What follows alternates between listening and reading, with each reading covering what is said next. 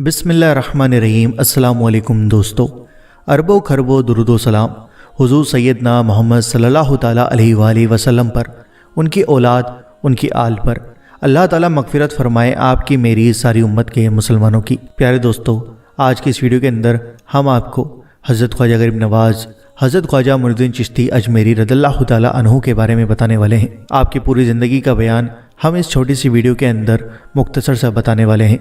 तो दोस्तों, इस वीडियो को पूरा ज़रूर देखना। और ख्वाजा गरीब नवाज़ रहमतुल्लाहि ताला अलैहि का उर्स आने वाला है। अल्लाह ताला से दुआ करें हज़रत ख्वाजा गरीब नवाज़ के सदक़े में मेरे लिए भी। तो दोस्तों, अल्लाह ताला हम सब को हज़रत ख्वाजा गरीब नवाज़ के यहाँ पर हाज़री नसीब अता फरमाए। आमीन अल्लाहुम्मा आमीन। आइए नाज़रीन, जानते हैं हज़रत ख्वाजा मुइनुद्दीन चिश्ती अजमेरी रहमतुल्लाहि ताला अलैहि के बारे में। आपको कौन नहीं जानता। आपकी विलादत 535 हिजरी को खुरासान के शहर संजर में हुई, यानी आज से लगभग 850 साल पहले आपकी विलादत हुई। आपका नाम मोहम्मद हसन है। आपका लक़ब अताए रसूल हिंदल वली गरीब नवाज़ है। आपकी किस्मत में दुनिया का सबसे अजीम ख़ानदान आया है, यानी आप हसनी हुसैनी सादात हैं, जिसको उलमा की ज़ुबान में नजीबुत तरफ़ैन सैयद कहा जाता है। आप वालिद की तरफ से हुसैनी सैयद हैं और वालिदा की तरफ से हसनी सैयद हैं। आपका बचपन और तालीम। आपने कम उम्र में ही कुरान हिफ्ज़ कर लिया था। जब आपकी उम्र 14 साल हुई तो आपके वालिद हज़रत सैयद गयासुद्दीन रहमतुल्लाहि ताला अलैहि दुनिया से तशरीफ़ फरमा गए। आप अपनी वालिदा के पास रहते थे।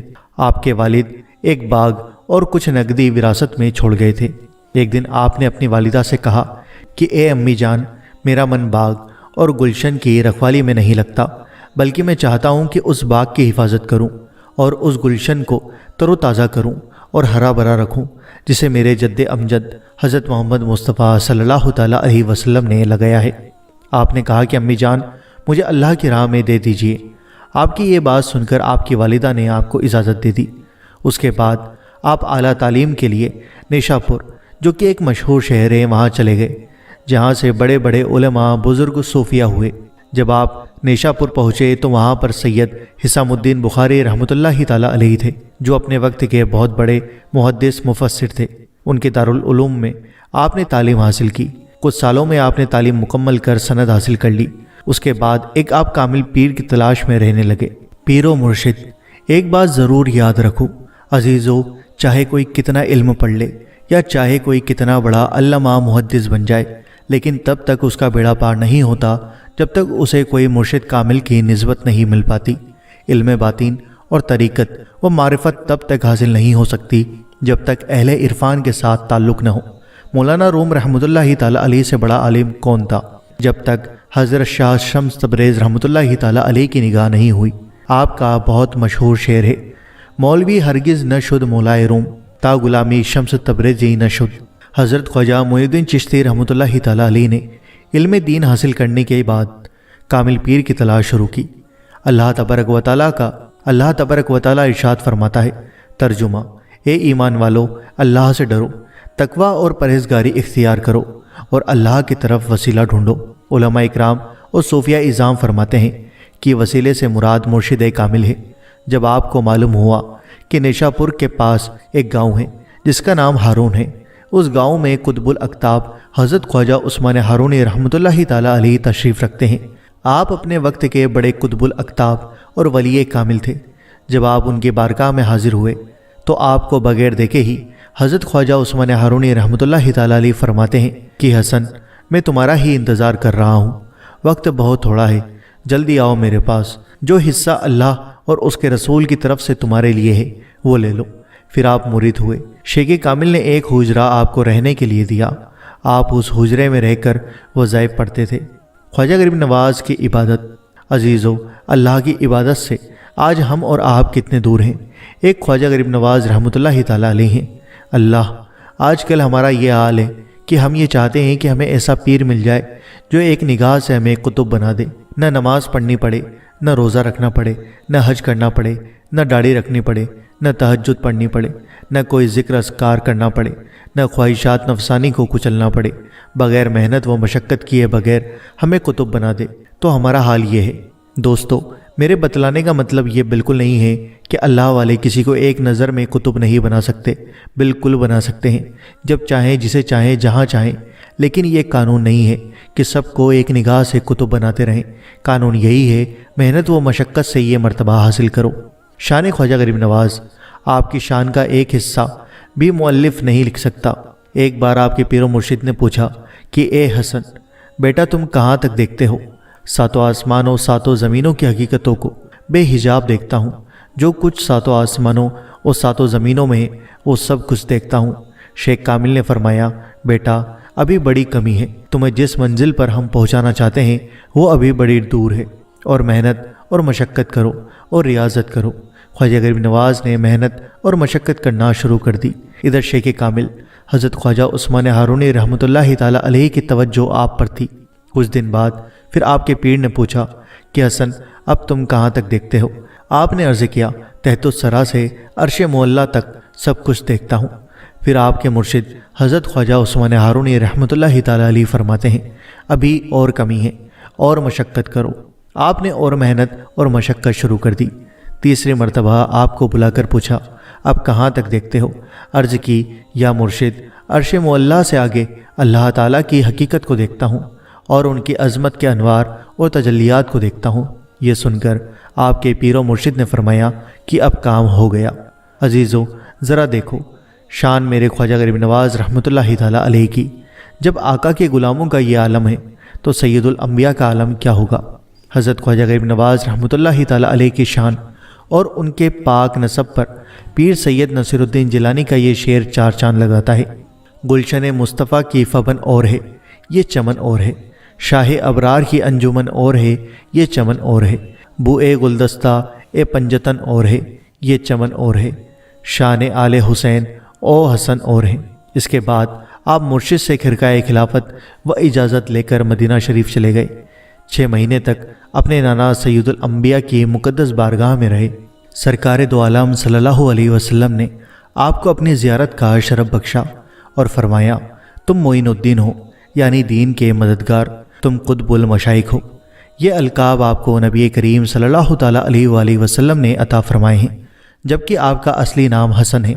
اس کے بعد آپ کو حکم دیا اور کہا، بیٹا جاؤ ہندوستان کی سرزمین کو کفر سے پاک کرو، اللہ تمہارے ساتھ ہے، ہماری نظر تم پر ہے۔ تو اس طرح سے آپ حکم پانے کے بعد مدینہ شریف سے اجمیر کے لیے روانہ ہوئے۔ دوستو، مدینہ منورہ سے اجمیر تک کا سفر، نبی کریم صلی اللہ تعالیٰ علیہ وسلم کا حکم ملنے کے بعد آپ ملک شام کے راستے سے عراق آئے۔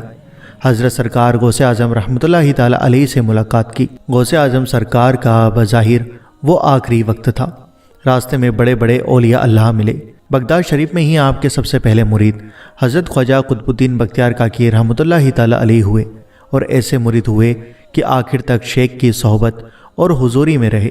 آپ عراق سے ایران اور ایران سے افغانستان اور افغانستان سے پشاور، اب پاکستان کے راستے سے لاہور آئے۔ راستے میں بڑے بڑے واقعات ہوئے، بڑی بڑی کرامتیں آپ سے ظاہر ہوئی۔ داتا گنج بخش رحمۃ اللہ تعالیٰ علیہ کے آستانے پر رکنا۔ لاہور میں ایک بہت بڑے کامل و اکمل ولی اللہ حضرت سید علی ہجویری داتا گنج بخش رحمۃ اللہ تعالیٰ علیہ کا آستانہ ہے۔ راستے میں اجمیر آتے وقت آپ ان کے آستانے پر بھی گئے۔ داتا گنج بخش رحمۃ اللہ تعالیٰ علیہ کی شان کو جاننا ہو تو سرکار غوث اعظم رضی اللہ تعالیٰ عنہ کا ایک جملہ دھیان میں رکھو کہ ایک مرتبہ سرکار غوث اعظم رضی اللہ تعالیٰ عنہ کی مجلس میں سیدنا علی حجویری داتا گنج بخش رحمۃ اللہ تعالیٰ علیہ کا ذکر آیا تو آپ نے فرمایا، اگر ہم اس زمانے میں ہوتے تو داتا گنج بخش کے مرید ہوتے۔ اللہ اللہ عزیزو، اب ہمیں اس قول سے اندازہ لگا لینا چاہیے کہ حضور داتا گنج بخش رحمۃ اللہ تعالیٰ علیہ کتنی اعلیٰ ہستی ہیں، جن کے مرید ہونے کی بات خود سلطان الاولیاء غوث اعظم کر رہے ہوں۔ خواجہ ہند کے جیسا ولی جو تحت الثری سے عرش معلیٰ تک سب کچھ دیکھتا ہو، انہوں نے داتا گنج بخش رحمۃ اللہ تعالیٰ علیہ کے مزار اقدس پر 40 دن گزارے ہیں اور فیض حاصل کیا۔ اللہ والے بزرگوں کی قدر جانتے ہیں، یہ ان کے درجے اور مرتبے کو پہچانتے ہیں۔ حضرت خواجہ غریب نواز رحمۃ اللہ تعالیٰ علیہ جانتے ہیں کہ کہاں پر کس طرح سے ادب سے رہنا ہے۔ آپ نے 40 دن تک حضرت خواجہ داتا گنج بخش رحمۃ اللہ تعالیٰ علیہ کے مزار کے پاس میں چلا کیا، اور جب داتا گنج بخش کے فیض و برکات کو دیکھا تو وہ کہ اٹھے، گنج بخش فیض عالم مظہر نور خدا، نہ کشارہ پیر کاملہ راہ رہنما۔ ترجمہ، یہ وہی سخی داتا ہے جو خزانوں کے خزانے تقسیم فرما دیتے ہیں۔ آپ ناقصوں کے لیے کامل پیر نہیں بلکہ کاملوں کے لیے بھی رہنما ہیں۔ آپ کاملوں کے رہبر اور پیر ہیں۔ یہ شعر کسی عام صوفی یا مولوی صاحب کا نہیں ہے بلکہ حضرت خواجہ غریب نواز رحمۃ اللہ تعالیٰ علیہ جیسی ہستی کا ہے۔ اب ایک بات آپ سے پوچھتا ہوں کہ ایک طرف حضرت خواجہ غریب نواز رحمۃ اللہ تعالیٰ علیہ جیسی ہستی ہیں اور دوسری طرف یہ 14ویں صدی کے ملے ہیں جو کہتے ہیں یہ حضور مر کر مٹی میں مل گئے ہیں، یہ کچھ دے نہیں سکتے۔ ادھر میرے غریب نواز رحمۃ اللہ تعالیٰ علیہ فرماتے ہیں یہ کامل اولیاء اللہ جو اپنی قبروں میں سوئے ہوئے ہیں، یہ خزانوں کے خزانے بخش دیتے ہیں، ان کا فیض جہاں کو پہنچتا ہے، یہ اللہ کے نور کا مظہر ہے۔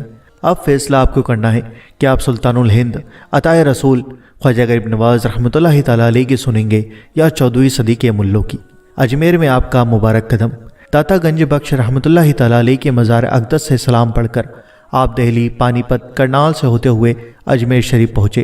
جب آپ اجمیر شریف پہنچے تو آپ کی عمر 47 برس کی تھی۔ ابھی آپ نے نکاح نہیں کیا تھا۔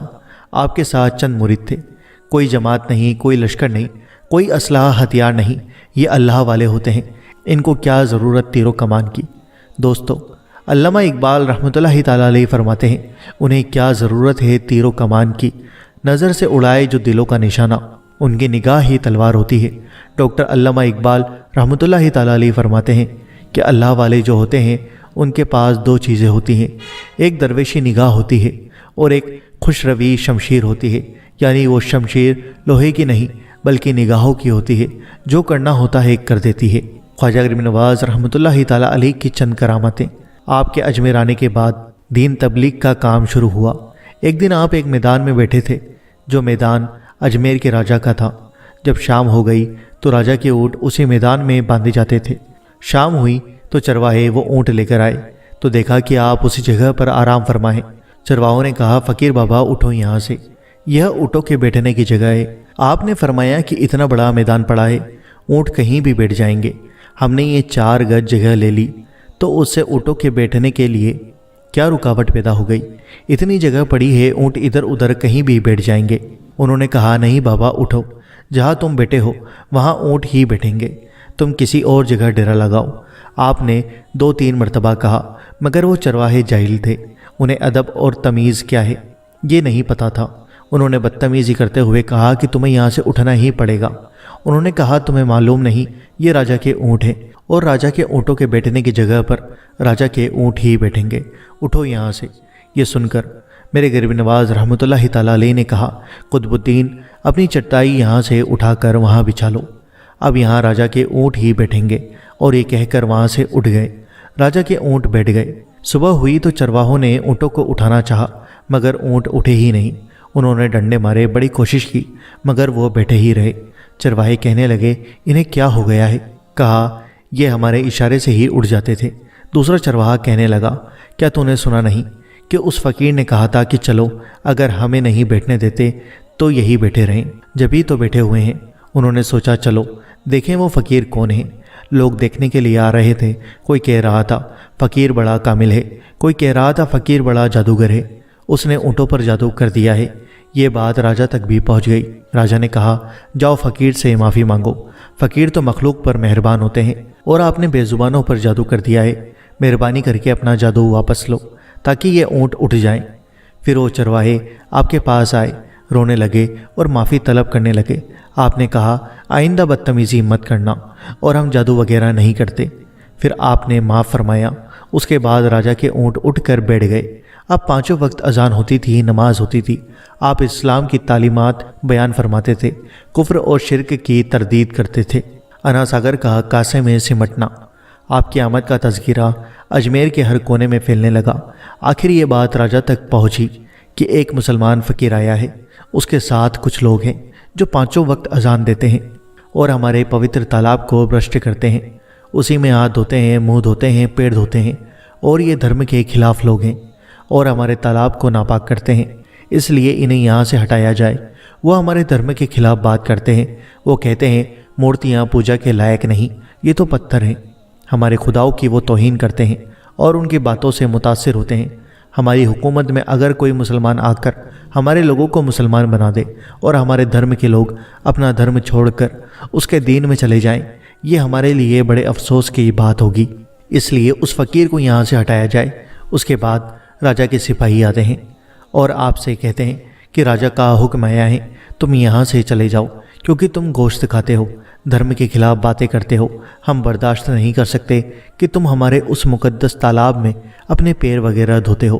جاؤ کسی اور جگہ جا کے اپنا ڈیرا لگاؤ۔ آپ نے ارشاد فرمایا، اتنی دنیا آتی ہے، کوئی تالاب میں نہاتا ہے، حتیٰ کہ جانور بھی آ کر پانی پی جاتے ہیں، تو ہم تو اس سے بس وضو کر لیتے ہیں، تو کیا ہو گیا؟ انہوں نے کہا، وہ ہمارے دھرم کے لوگ ہیں اور تم ہمارے دھرم کے خلاف ہو۔ بس راجا کا حکم ہے کہ تمہیں آئندہ اس میں ہاتھ پاؤں دھونے کی اجازت نہیں۔ خبردار، آئندہ تم اس میں ہاتھ پیر نہیں دھو گے، ورنہ ہم سختی کریں گے۔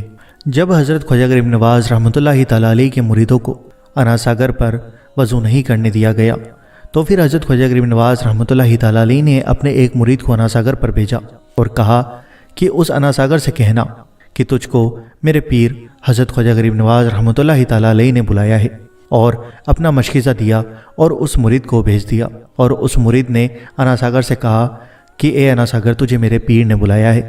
تو یہ بات سن کر وہ انا ساگر آپ کے کاسے کے اندر آ جاتا ہے۔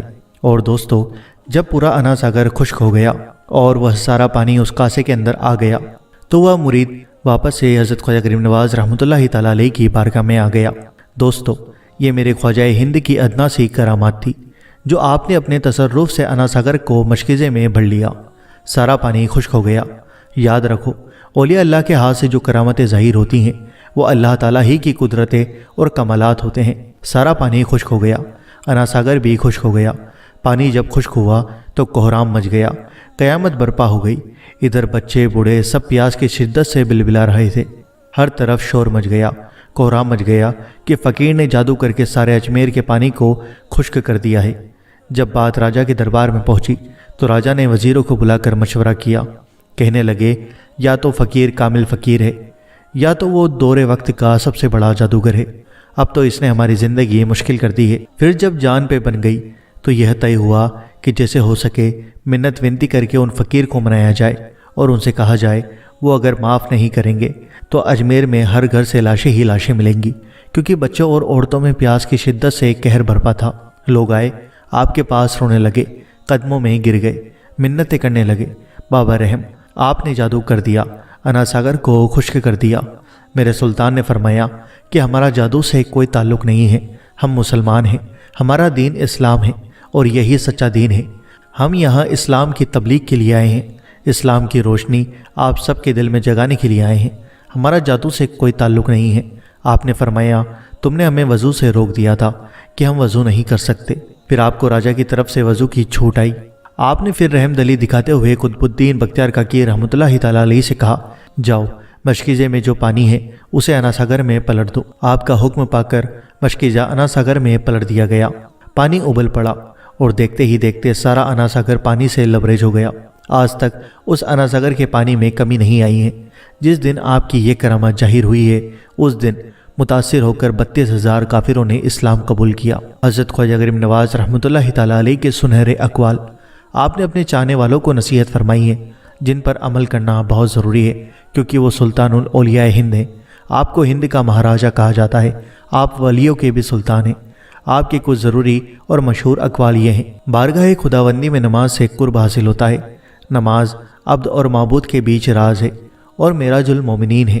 خدا کا دوست وہ ہوتا ہے جس میں 3 چیزیں ہوں، پہلا سخاوت دریا جیسی، دوسرا شفقت آفتاب کی طرح، تیسرا توجہ زمین کی طرح۔ نیکوں کی صحبت نیک کام کرنے سے بہتر اور برے لوگوں کی صحبت بدی کرنے سے بدتر ہے۔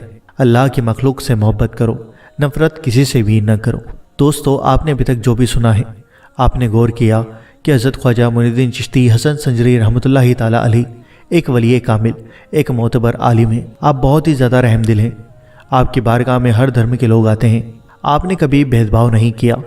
آپ نے جیسا سلوک اپنے مرید سے کیا، بالکل ویسا سلوک آپ نے غیروں سے بھی کیا ہے۔ آپ سب سے محبت کرتے تھے۔ آپ کا ایک قول بہت مشہور ہے کہ محبت سب سے کرو، نفرت کسی سے نہیں۔